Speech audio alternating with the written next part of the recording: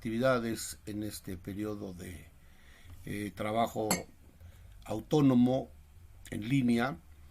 Eh, Quisiera comentar algunas cosas de lo que han ustedes estado realizando con sus tareas. Lo que quiero ahorita indicar es, digamos, articular todo lo que han hecho y darle una cohesión. Bueno, lo que estamos viendo en esta tercera y cuarta unidad del programa, que por desgracia no pudimos hacerlo en clase de manera presencial, lo estamos haciendo de manera virtual, es toda la historia económica de México durante el siglo XX y una parte del XXI. Sí, bueno, el siglo XX fue un siglo muy importante, el segundo siglo de historia independiente del país. Sucedieron muchas cosas. Al inicio del siglo, México se conmocionó con la Revolución Mexicana, que trajo una gran destrucción y un gran número de muertes, pero trajo consigo también grandes transformaciones en los terrenos económico, político, cultural y social.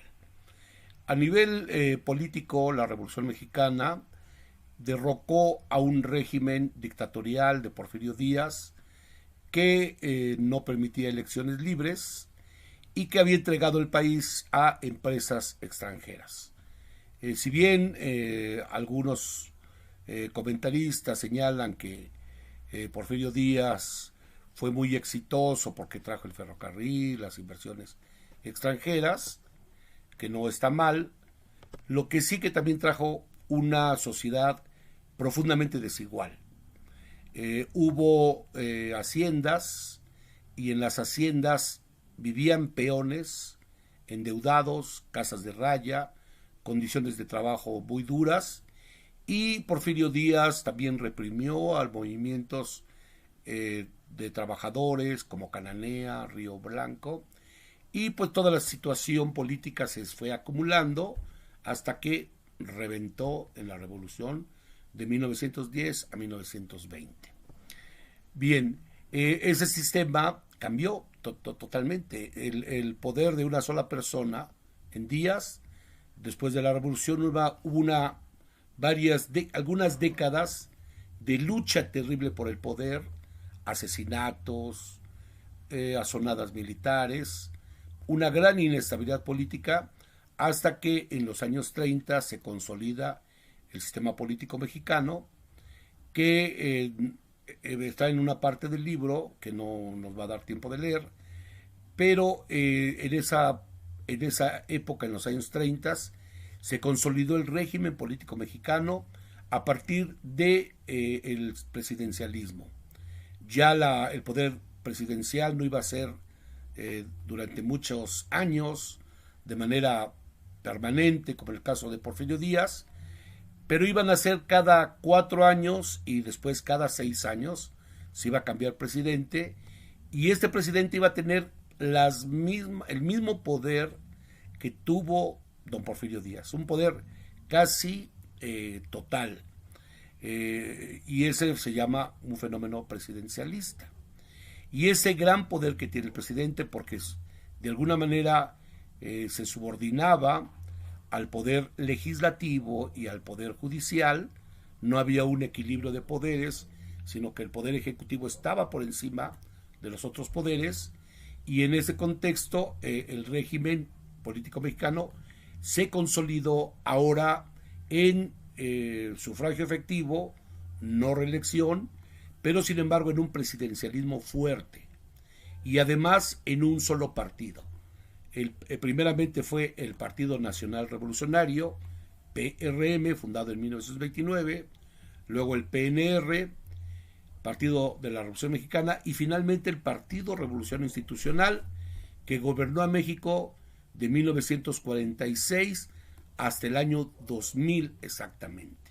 54 años duró este régimen político de un partido único. Otro elemento también que permitió ese gran poder de un solo partido fue el llamado corporativismo, en el cual tanto las organizaciones sindicales como las organizaciones campesinas y las organizaciones populares estaban aglutinadas en torno al partido único. De manera que los sindicatos, muy fuertes, pero estaban también subordinados al gobierno. Había un sindicalismo oficial muy fuerte, pero que eran incondicionales al gobierno. Y desde luego, ese gran poder que tuvieron los sindicatos era para sus dirigentes, no necesariamente se reflejaba en los trabajadores, cuyas condiciones de vida no mejoraron demasiado, no ganaban muy poco, si había una resistencia, huelgas, etcétera, eran de inmediato sofocadas y el régimen estaba. Bueno, aparte de esto, desde luego que hay poderes fácticos, así se llama, que aunque no están dentro del sistema político, tienen un gran poder. Uno de ellos son los empresarios. Los empresarios que, aunque no son parte del poder ejecutivo, no están junto al presidente, sí tienen un gran poder de decisión en los presidentes, las cámaras patronales, las cámaras empresariales. Y otro gran poder fáctico también es la iglesia. La iglesia, que en el siglo XIX estaba del lado conservador, estuvo contra Juárez, con los conservadores, y a partir de la ley de reforma, Juárez lo que hace es una separación iglesia-estado, mientras en otros países latinoamericanos la iglesia y el gobierno están muy fusionados. Hay países como Argentina, Chile, donde los presidentes, Estados Unidos, donde los presidentes juran ante Dios y ante la Biblia. En México se dio esa separación iglesia-estado. Incluso hubo una guerra cristera en los años 20, 30, que llevó a un enfrentamiento entre iglesia y Estado, con la victoria o el triunfo del gobierno. Pero la iglesia siempre ha tenido también un gran poder, y es otro poder que está ahí presente. Otro también son los medios de comunicación, en fin. Entonces hay poderes legales y poderes fácticos que son muy importantes. Y entonces todos esos poderes se juntan y conforman lo que fue el sistema político mexicano que gobernó este país durante muchos años. Estaba también el sistema de partidos, que aunque era un partido único, el PRI, también había otros partidos. Y digamos, si somos así muy simplistas, hay un sector de derecha, bueno, derecha para este lado, izquierda también. Los sectores de derecha están muy vinculados a los poderes económicos dominantes, los empresarios, la iglesia, los sectores conservadores. En tanto que la izquierda está del lado de los trabajadores, del lado de los campesinos, de los pobres. Y entonces siempre hubo tendencias de izquierda y tendencias de derecha. ¿Qué era el PRI? Era un partido muy pragmático, porque tanto estaba con la derecha en los hechos, era de derecha, pero también había algunas cosas de izquierda que él retomaba. Estaba a favor de los trabajadores, defendía la educación pública, gratuita, etcétera, la cultura nacionalista, la defensa de los valores, que le daban algún toque de izquierda. Entonces, era, digamos, se adaptaba al momento tal como fuera viniendo. Pero finalmente se dominaba la fracción de derecha. Bueno, y entonces, en torno a estas tendencias, digamos así, muy simplistas, en torno a la derecha se crearon partidos políticos. Estamos hablando de los años 30, 40. Del lado de la derecha hubo un movimiento sinarquista que provino de los cristeros, que estaban muy enojados porque el gobierno había derrocado a la iglesia. Entonces ellos eran muy conservadores, muy religiosos, y formaron un partido y tuvieron mucha fuerza en donde fue la guerra cristera, el movimiento sinarquista mexicano. Y también hubo otro partido de derecha que fue, así se ha llamado siempre, el Partido Acción Nacional, fundado en 1939, justo al finalizar el gobierno del general Lázaro Cárdenas del Río. Su doctrina del PAN siempre ha sido muy conservadora y estaba en contra de las conquistas sociales de la Revolución Mexicana. Por ejemplo, el derecho a las huelgas, por ejemplo, la educación gratuita y obviamente también la cuestión religiosa. Bueno, ahora del lado de la izquierda, ¿qué sucedía?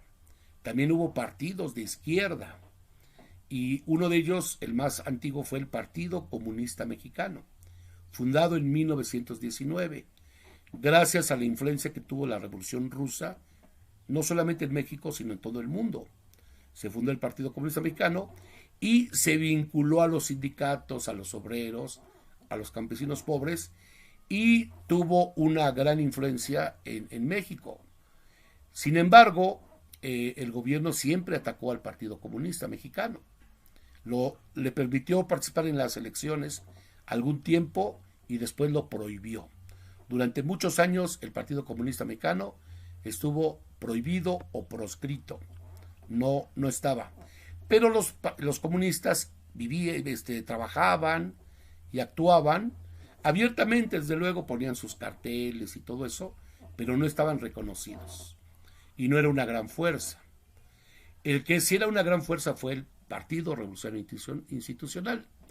Y entonces durante toda esta época los otros partidos eran simplemente partidos testimoniales, porque el PRI ganaba todas las elecciones, desde la presidenta municipal del pueblito más apartado de México hasta las gobernaturas, las ciudades más importantes y desde luego la presidencia de la República, diputados y senadores.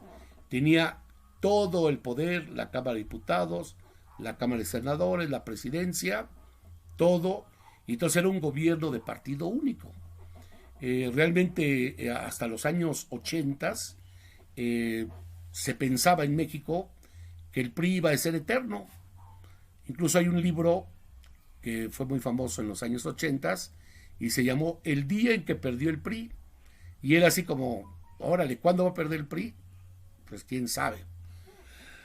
Bueno, y entonces así fue el sistema político mexicano y este partido fue el que tuvo en sus espaldas la tarea de echar adelante la industrialización. Ahora pasemos a lo económico, de lo cual ustedes ya han hecho algunas lecturas.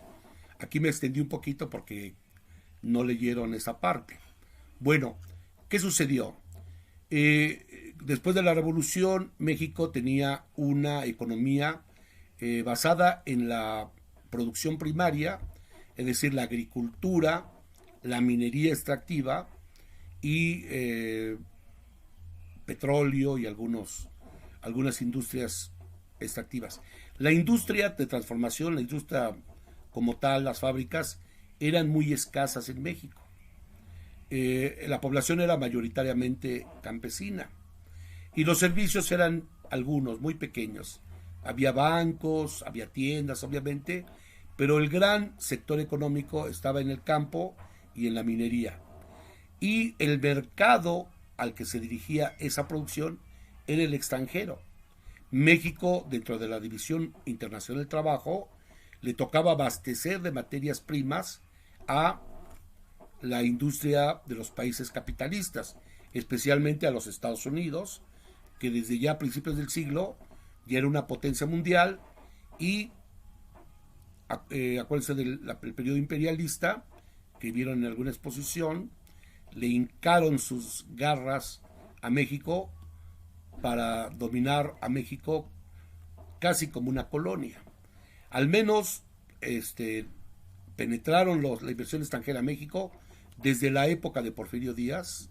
Llegaron los extranjeros y dominaron, pagaban muy pocos salarios, las condiciones laborales eran muy precarias y se llevaban toda nuestra riqueza nacional a través de los ferrocarriles. Y, sin embargo, dejaban impuestos, creaban empleo y eso, a partir de la producción primaria exportadora, era la base fundamental de este modelo de desarrollo. Pero recuerden, en 1929, la crisis del 29-33, ocurrió un acontecimiento muy, muy difícil para México, porque esta crisis provocó quiebras masivas de empresas norteamericanas y de los grandes países capitalistas, y eso trajo consigo consecuencias muy grandes a México, porque la demanda de productos primarios de México hacia los países industrializados se redujo, y entonces ya no se producía. México se quedó sin producir y eso fue catastrófico para el país. Le pegó muy duro la crisis a México y entonces surgió una estrategia deliberada de ya no había dinero para comprar bienes importados del extranjero, valga la redundancia, y entonces había que sustituir esos bienes, producirlos internamente. Y entonces a ese modelo se le llamó modelo de industrialización por sustitución de importaciones. Entonces empezó a darse ese modelo desde los años 30 y entonces poco a poco empezó a desarrollarse la industria nacional.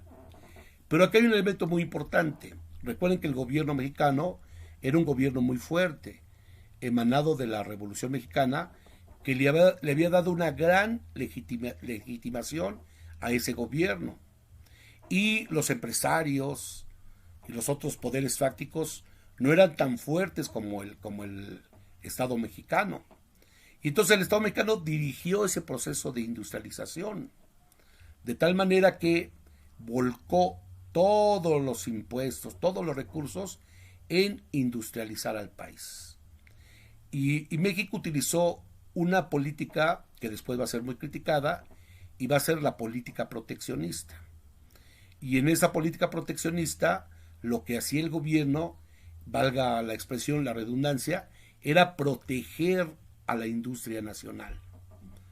Porque como era una industria incipiente, apenas no podía competir con las empresas extranjeras. Y todo lo que hizo el gobierno mexicano fue cerrar las fronteras de México de los productos importados, ¿sí? Y entonces a ese proteccionismo fue un proteccionismo comercial. No se permitían, estaban prohibidas las importaciones de electrodomésticos, de bienes industrializados del extranjero, y entraban por contrabando, ¿sí? Y si entraban, alguien lo compraba, tenía que pagar un impuesto o arancel muy alto, o permisos de importación. Iban a la aduana, solicitaban un permiso, pagaban una forma, y ya que le daban permiso, hacían el pedido a la empresa norteamericana y ¡pum!, llegaban. Era un trámite muy pesado. Entonces la industria mexicana se quedó con todo el mercado nacional, todo el mercado interno. Ese fue el proteccionismo. Esa medida fue, digamos, positiva durante un tiempo, porque permitió que la industria nacional se desarrollara y que tuviéramos grandes volúmenes de producción. El PIB, el Producto Interno Bruto, creció en esos años de manera muy alta. Recuerden la tarea que dejamos sobre el PIB. Vean los niveles de crecimiento de los años 40 a los años 80. La economía nacional crecía a niveles del 8%, cuando la población crecía a niveles del 3%. Crecía 3 veces más los bienes y servicios que la población mexicana. Entonces había una bonanza.